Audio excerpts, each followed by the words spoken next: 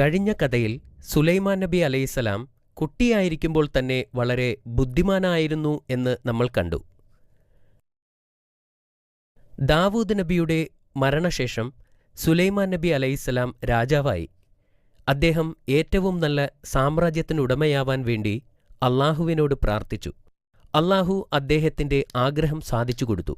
ബുദ്ധിശക്തി കൂടാതെ മറ്റു കഴിവുകൾ കൂടി നൽകി അള്ളാഹു അദ്ദേഹത്തെ അനുഗ്രഹിച്ചു. അദ്ദേഹം ആഗ്രഹിക്കുന്നതുപോലെ കാറ്റിനെ നിയന്ത്രിക്കാനുള്ള കഴിവ് നൽകി. അദ്ദേഹത്തിന് പക്ഷികളുടെയും മൃഗങ്ങളുടെയും ഭാഷ മനസ്സിലാക്കാനും അവരുമായി സംസാരിക്കാനും കഴിയുമായിരുന്നു. പ്രവാചകൻ തന്റെ രാജ്യം വളരെ സമർത്ഥമായി ഭരിച്ചു.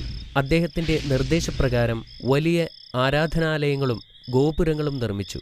ഒരിക്കൽ പ്രവാചകനും തന്റെ സൈന്യവും അസ്കലോണിലേക്ക് പോകുന്നതിനായി താഴ്വരയിലൂടെ സഞ്ചരിക്കുകയായിരുന്നു. അവർ കടന്നുപോകുമ്പോൾ ഒരു ഉറുമ്പ് അവരുടെ അടുത്തെത്തിയ സൈന്യത്തെ കണ്ടു. അപ്പോൾ ആ ഉറുമ്പ് മറ്റു ഉറുമ്പുകളോട് ഉച്ചത്തിൽ വിളിച്ചു പറഞ്ഞു, നിങ്ങൾ വീടുകളിലേക്ക് ഓടിപ്പോവുക, അല്ലെങ്കിൽ സുലൈമാൻ നബിയും സൈന്യവും നമ്മളെ ചവിട്ടി മെതിക്കും.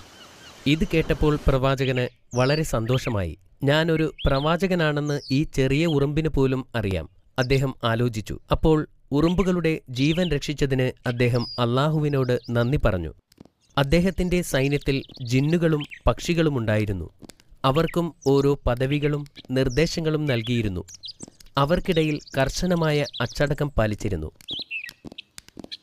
ഒരിക്കൽ ഒരു പക്ഷി അദ്ദേഹത്തിന്റെ സമ്മതമില്ലാതെ അവധിയെടുത്തതിനാൽ അദ്ദേഹത്തിന് വിഷമമായി. എന്നിരുന്നാലും പക്ഷി താമസിയാതെ അതിന്റെ കാരണം വിശദീകരിച്ചു. പ്രവാചകൻ ഇതുവരെ കാണാത്ത സ്ഥലങ്ങളിൽ പോലും ആ ചെറിയ പക്ഷിയാണ് അന്വേഷണം നടത്തിയിരുന്നത്.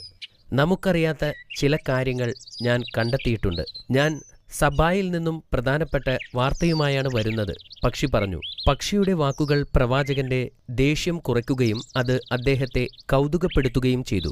പക്ഷി തുടർന്നു, സബ ഭരിക്കുന്നത് ബൽഖീസ് എന്ന് വിളിക്കപ്പെടുന്ന ഒരു രാജ്ഞിയാണ്. അവർക്ക് ധാരാളം സമ്പത്തുണ്ട്, മഹത്തായ ഒരു സിംഹാസനവുമുണ്ട്. പക്ഷേ അവർ അള്ളാഹുവിന് പകരം സൂര്യനെ ആരാധിക്കുന്നു. ആ പക്ഷി പറഞ്ഞത് സത്യമാണോ എന്ന് പരീക്ഷിക്കുവാൻ പ്രവാചകൻ ആഗ്രഹിച്ചു. അതിനാൽ അദ്ദേഹം രാജ്ഞിക്കൊരു കത്തെഴുതി. കത്തും കൊണ്ട് ആ പക്ഷി ബൽഖീസിന്റെ സാമ്രാജ്യത്തിലേക്ക് പറന്നു. രാജ്ഞിയുടെ മുന്നിൽ ആ എഴുത്തിട്ടിട്ട് ആ പക്ഷി പറന്നുപോയി. രാജ്ഞി ആ കത്ത് തുറന്നു നോക്കി. പ്രവാചകന്റെ ആശംസകൾ അവൾ വായിച്ചു.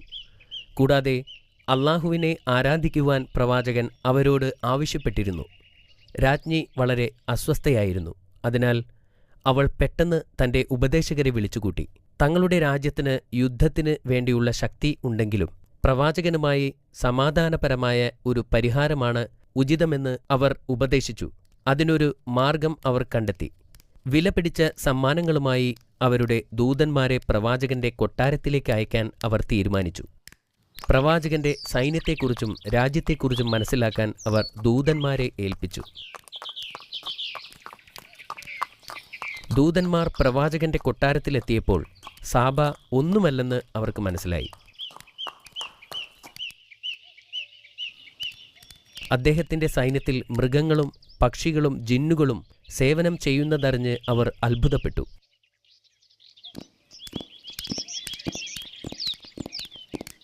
അവർ കൊട്ടാരത്തിൽ പ്രവേശിച്ചപ്പോൾ പ്രവാചകന്റെ സമ്പത്ത് സാബായോട് താരതമ്യപ്പെടുത്താൻ കഴിയില്ലെന്ന് അവർക്ക് മനസ്സിലായി.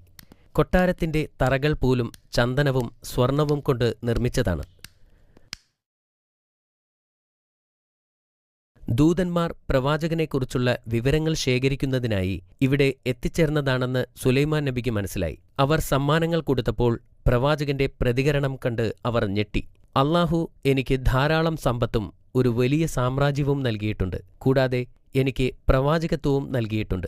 സമ്മാനങ്ങളൊന്നും തുറന്നു നോക്കാതെ എല്ലാം തിരികെ കൊണ്ടുപോകണമെന്ന് അദ്ദേഹം അവരോട് പറഞ്ഞു. അള്ളാഹുവിനെ സ്വീകരിച്ചില്ലെങ്കിൽ അവരുടെ രാജ്യം നശിപ്പിക്കുമെന്ന് മുന്നറിയിപ്പ് നൽകുന്ന ഒരു കത്തും പ്രവാചകൻ കൊടുത്തയച്ചു. സമ്മാനങ്ങളുമായി ദൂതന്മാർ തിരിച്ചെത്തി. അവർ ആ കത്ത് രാജ്ഞിക്ക് നൽകി. കൂടാതെ അവർ കണ്ട അത്ഭുതങ്ങളെക്കുറിച്ച് അവർ രാജ്ഞിയോട് പറഞ്ഞു. ദേഷ്യപ്പെടുന്നതിന് പകരം പ്രവാചകനെ സന്ദർശിക്കാൻ രാജ്ഞി തീരുമാനിച്ചു. ദൂതന്മാരിൽ ഒരാളോട് താൻ പ്രവാചകനെ കാണാൻ വരുന്നുണ്ടെന്ന കാര്യം അദ്ദേഹത്തെ അറിയിക്കാൻ ആവശ്യപ്പെട്ടു. രാജഭൃത്യന്മാരും സേവകരുമായി അവർ സാബായിൽ നിന്നും പുറപ്പെട്ടു. സാബായുടെ രാജ്ഞി വരുന്നുണ്ടെന്നറിഞ്ഞപ്പോൾ സുലൈമാൻ നബി അവരെ പരീക്ഷിക്കാൻ തീരുമാനിച്ചു. രാജ്ഞി എത്തുന്നതിനു മുമ്പായി അവരുടെ സിംഹാസനം കൊണ്ടുവരാൻ അദ്ദേഹം തന്റെ മുൻപിലുള്ള ജിന്നുകളോട് ആവശ്യപ്പെട്ടു. കണ്ണടച്ച് തുറക്കുന്നതിനു മുമ്പായി അതിലൊരു ജിന്ന് സിംഹാസനം അദ്ദേഹത്തിന്റെ മുൻപിലെത്തിച്ചു. അതിനുശേഷം അദ്ദേഹം സിംഹാസനത്തിൽ മാറ്റങ്ങൾ വരുത്തി. മാറ്റം വരുത്തിയ സാഹചര്യത്തിൽ അത് രാജ്ഞി അംഗീകരിക്കുമോ എന്ന് പരിശോധിക്കാനായിരുന്നു അത്. ബൽക്കീസ് കൊട്ടാരത്തിലെത്തിയപ്പോൾ ആഘോഷവും ചടങ്ങുകളുമായി അവരെ സ്വാഗതം ചെയ്തു. അപ്പോൾ പ്രവാചകൻ സിംഹാസനത്തിലേക്ക് ചൂണ്ടിക്കൊണ്ട് പറഞ്ഞു, അത് നിങ്ങളുടേതാണ്. ബൽക്കീസ് ആശയക്കുഴപ്പത്തിലായി വീണ്ടും സിംഹാസനത്തെ നോക്കി. വളരെയധികം ആശയക്കുഴപ്പങ്ങൾക്ക് ശേഷം അവർ പറഞ്ഞു, ഇത് എന്റെ സിംഹാസനത്തെപ്പോലെയുണ്ട്. അവൾ ബുദ്ധിമതിയും സമർത്ഥയുമാണെന്ന് അദ്ദേഹത്തിന് മനസ്സിലായി. പിന്നീട് അവളെ കൊട്ടാരത്തിനകത്തേക്ക് സ്വാഗതം ചെയ്തു. അതിനകത്ത് തറകളിൽ മനോഹരമായ ഗ്ലാസുകൾ പതിച്ചിരുന്നു.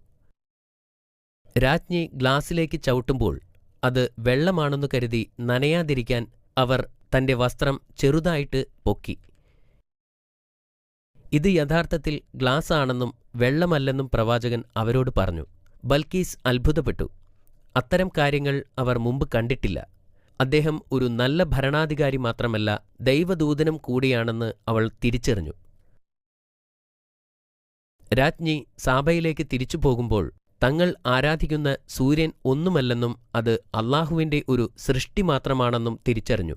അവൾക്ക് കുറ്റബോധം തോന്നുകയും സൂര്യനെ ആരാധിക്കുന്നത് നിർത്തുകയും അതുപോലെ ചെയ്യാൻ തന്റെ ജനങ്ങളോട് ആവശ്യപ്പെടുകയും ചെയ്തു. സുലൈമാൻ നബി വലിയ മഹത്വത്തോടെ ജീവിച്ചു. എല്ലാ ജീവികളും അദ്ദേഹത്തെ അനുസരിക്കുകയും ചെയ്തു. അദ്ദേഹത്തിന്റെ മരണവും അദ്ദേഹത്തിന്റെ ജീവിതം പോലെ മഹത്തരമായിരുന്നു. ഒരു ദിവസം പ്രവാചകൻ ജിന്നുകളുടെ ജോലികൾക്ക് മേൽനോട്ടം വഹിച്ചുകൊണ്ടിരിക്കുകയായിരുന്നു. ആ ഇരിക്കുന്ന അതേ ഇരിപ്പിൽ അദ്ദേഹം വഫാത്തായി. അദ്ദേഹം വഫാത്തായ കാര്യം കുറെ കാലം ആർക്കും മനസ്സിലായില്ല. അദ്ദേഹം ഇരിക്കുകയാണെന്ന് എല്ലാവരും കരുതി. ജിന്നുകൾ അവരുടെ ജോലി ദിവസങ്ങളോളം തുടർന്നുകൊണ്ടേയിരുന്നു. അവർ കരുതിയത് പ്രവാചകൻ അവരെ നിരീക്ഷിച്ചുകൊണ്ടിരിക്കുകയാണെന്നാണ്. കുറച്ച് ദിവസങ്ങൾ കഴിഞ്ഞപ്പോൾ വിശന്നു വന്ന ഉറുമ്പ് പ്രവാചകന്റെ വടിയിൽ കടിക്കാൻ തുടങ്ങി. വടി പ്രവാചകന്റെ കയ്യിൽ നിന്ന് വീഴുന്നതുവരെ അത് തുടർന്നു. ജീവിച്ചിരിക്കുന്ന ഒരു വ്യക്തിയെപ്പോലെ ഇരിക്കുന്നതിനാൽ അദ്ദേഹത്തിന്റെ മരണം ആരും അറിഞ്ഞില്ല.